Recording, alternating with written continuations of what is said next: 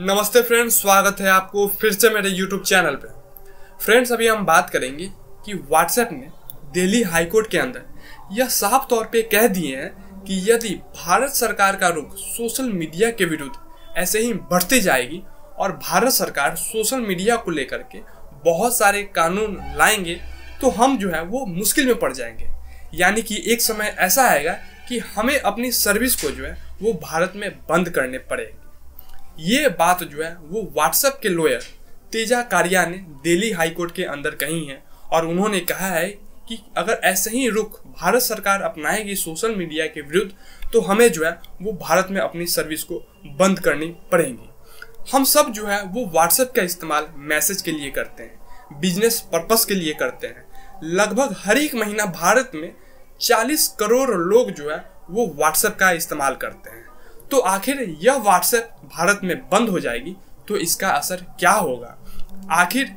तेजा कारिया जो कि दिल्ली हाईकोर्ट में व्हाट्सएप की तरफ से अपनी बातों को रख रहे थे, उन्होंने ऐसी बातें क्यों कही कि एक समय जो है वो ऐसा आएगा कि हमें अपनी सर्विस को भारत में बंद करनी पड़ सकती है। आज से 3 साल पहले यानी कि वर्ष 2021 में भारत सरकार ने IT रूल के अंदर कुछ महत्वपूर्ण बदलाव किए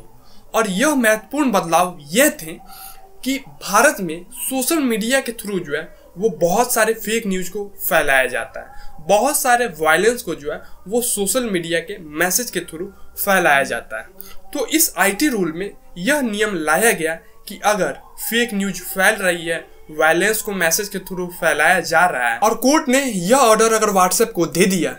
कि किसने जो है इस फेक न्यूज को फैलाई है, किसने जो है वो मैसेज के माध्यम से वायलेंस को फैलाया है, तो व्हाट्सएप को जो है उस यूजर की डिटेल्स को कोर्ट को सबमिट करने ही होंगे कि आखिरकार इस व्यक्ति ने जो है वो फेक न्यूज फैलाया है। यही प्रावधान, यही नियम जो है वो IT रूल 2021 में लाया गया था कि यदि कोर्ट ऑर्डर कर देते हैं कोई भी सोशल मीडिया प्लेटफॉर्म को कि किसने फेक न्यूज को फैलाया है, किसने जो है इस मैसेज को जो है वो शुरुआती दौर में फैलाया है, तो उसकी डिटेल्स जो है वो सोशल मीडिया प्लेटफॉर्म को कोर्ट को सबमिट करने ही होंगे। तो इसी नियम को लेकर के व्हाट्सएप ने अपने बातों को दिल्ली हाईकोर्ट के अंदर रखा और उन्होंने कहा कि हम इस नियम को बिल्कुल भी नहीं मानेंगे क्योंकि हमारा जो व्हाट्सएप है वो पूरे तरीके से एंड टू एंड एनक्रिप्टेड है। दो लोग आपस में क्या बातें कर रही हैं इसकी जानकारी जो है वो खुद व्हाट्सएप को रहती ही नहीं है। तो हम जो है उनकी डिटेल्स यानी कि फेक न्यूज जो फैला रहे हैं उनकी डिटेल्स कैसे ला करके और कोर्ट को देंगे। और साथ में व्हाट्सएप के लॉयर जो अपनी बातों को दिल्ली हाईकोर्ट के अंदर रख रहे थे, उन्होंने ये भी कहा कि अगर मान लीजिए कि हम इस नियम को मान भी लेते हैं तो हमें जो है वो सारे यूजर्स के डेटा के डिटेल्स को जो है वो एक जगह एकत्रित करके रखने होंगे क्योंकि कोर्ट जो है वो कभी भी आदेश दे सकती है कि इस यूजर्स की डिटेल्स को जो है वो हमारे पास रखा जाए। तो इसके लिए जो है वो एक डेटा सेंटर्स बनाने होंगे जहाँ पे जो है वो सारे यूजर्स के मैसेज को इकट्ठा करके रखा जा सके।